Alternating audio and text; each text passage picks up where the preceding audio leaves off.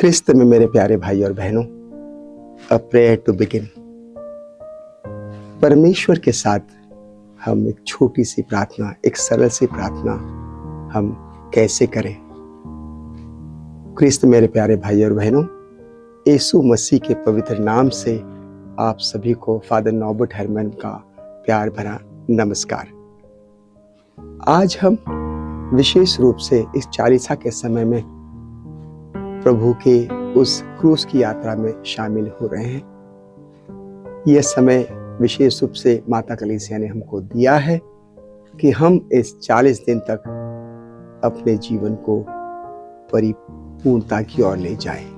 यह ऐसा समय है, एक ऐसे अवसर हमें प्रभु ने हमें दिया है कि अपने जीवन को उस पवित्रता की ओर ले जाने में मजबूती दे सके।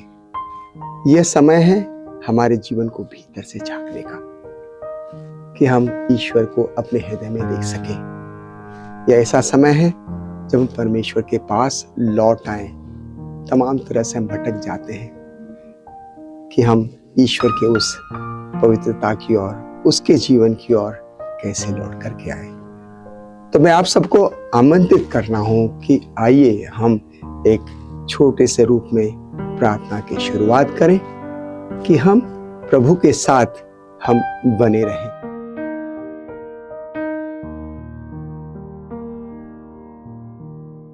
आइए हम प्रार्थना के अर्थ को समझने की कोशिश करते हैं। मेरे प्यारे भाई और बहनों, प्रार्थना हमें याद दिलाती है कि अपने दिलों को पवित्र करें, अपने दिलों को प्रभु यीशु क्रिस्त की ओर ले जाएं।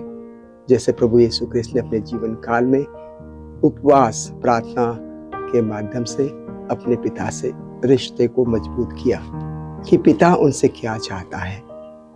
उसी तरह हम ईश्वर से प्रार्थना करें कि इस चालीसे के समय ईश्वर हमसे क्या चाहता है। वो चाहता है कि हम पश्चाताप करें, प्रभु से हम क्षमा मांगे, एक दूसरे से क्षमा मांगे, अपने जीवन को नवीनता की ओर आगे बढ़ाएं और परमेश्वर के साथ अपने रिश्ते को गहरा करें, मजबूत करें, क्योंकि हमारे जीवन का आधार ही प्रभु यीशु क्रिस्त है। हम इस समय न केवल मांस मछली खाने से परहेज करें, बल्कि ये समय है कहीं दूर गहरे की ओर ये इंगित करता है कि हमारे त्याग करने का एक मकसद है।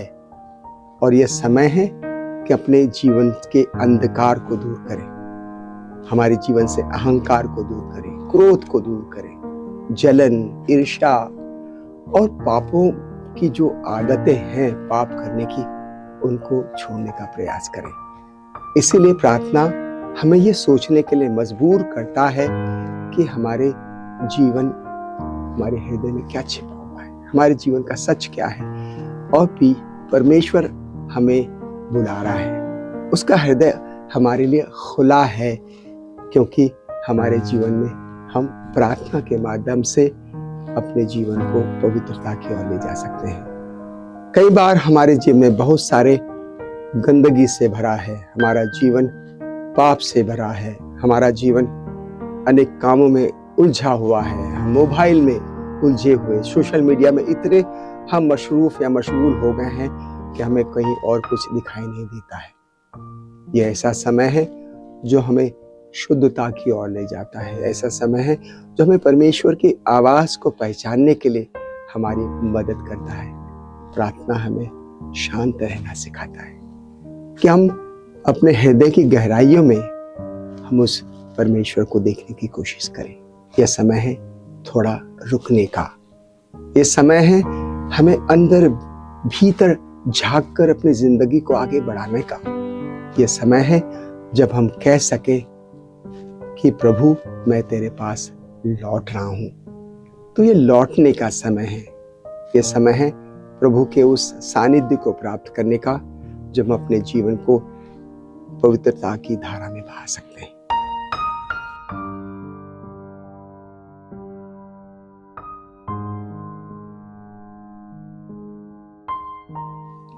आइए मेरे प्यारे भाई और बहनों, हम उस प्रार्थना के महत्व को समझने की कोशिश करते हैं कि प्रार्थना के बिना हमारा जीवन अधूरा है, क्योंकि प्रार्थना एक ऐसा पुल है, एक ऐसा सेतु है जो हमारे हृदय को परमेश्वर से जोड़ता है। वो हमारे जीवन को मजबूत बनाता है, हमारे रिश्तों को प्रगाढ़ करता है। तो प्रार्थना हमें अपने जीवन को जीने के लिए एक मजबूती प्रदान करती है कि जब हम कमजोर दिखते हैं, जब हम अपने जीवन से थक जाते हैं, हम भावनाओं में बह जाते हैं, तो परमेश्वर हमको आमंत्रित करता है कि हम आए, उस प्रभु के साथ थोड़ा सा समय बिताएं, हम अपनी आंखों को बंद करें और देखें कि प्रभु हमारे सामने खड़ा है। वो हमसे कह रहा है कि मैं तो तुम्हारे लिए तैयार हूं, अपने दिल के दरवाजों को खोल दो, मैं आपके हृदय में आने के लिए आतुर हूं। तो प्रार्थना हमारे जीवन का एक ऐसा स्तंभ है जो हमें परमेश्वर से जोड़ता है।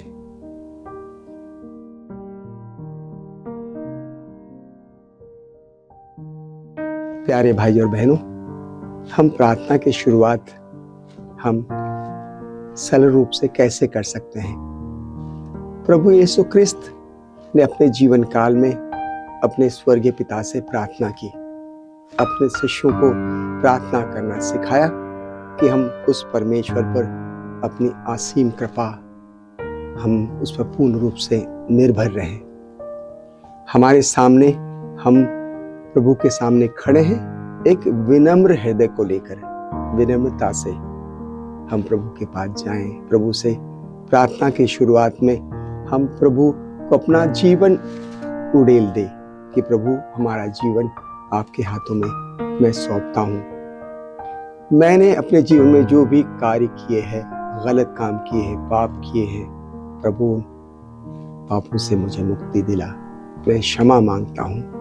और यहीं पर प्रभु हमें ये मौका देते हैं कि हम मेल मिलाप के द्वारा ईश्वर से मेल मिलाप और अपने भाई बहनों के साथ मेल मिलाप करके उस प्रभु के साथ अपने रिश्तों को मजबूत करें कि कहीं ना कहीं किसी न किसी तरह से हम भटक गए थे, प्रभु के मार्ग से हम अलग हो गए थे, कमजोर हो गए थे। तो प्रभु यीशु ख्रिस्त हमें बल दे। हम प्रभु से प्रार्थना करें कि प्रभु, आपने जिस तरह 40 दिन और 40 रात उस जंगल में उपवास और प्रार्थना की, प्रभु मुझे भी सिखाइए कि मैं भी अपने जीवन को संयम में रखकर आपके समान जीवन को प्रभु के जीवन में आगे बढ़ा सकूं।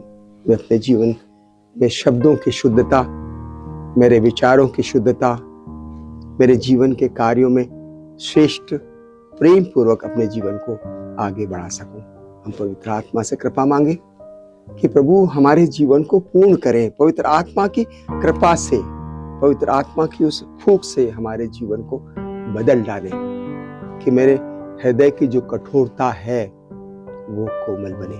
प्रभु मुझे पश्चातापी हृदय दे ताकि मैं प्रभु का सच्चाई में अनुभव कर सकूं, न्याय में अनुभव कर सकूं, शांति फैला सकूं, बराबरी में एक दूसरे का आलिंगन कर सकूं। प्रभु इस प्रार्थना में मुझे सीखना है, मुझे सिखा ताकि मैं अपने जीवन को पूर्ण रूप से प्रभु को समर्पित कर सकूं कि प्रभु मैं तुझे पाना चाहता हूं, मैं तेरी खोज में हूं। प्रभु मुझे एक ऐसा इंसान बना जो औरों को क्षमा कर सके, सबों से प्रेम कर सके, औरों की सेवा कर सके। प्रभु मेरे परिवार को आशीर्वाद प्रदान कर, मेरे कामों को, मेरे परिवार के कार्यों को आशीष दे। प्रभु मेरी कमजोरियों को अपनी कृपा से दूर कर दे। हे प्रभु, इस प्रार्थना के द्वारा मेरे जीवन को नया बना, इस जीवन में आशा और विश्वास और भरोसा भर दे।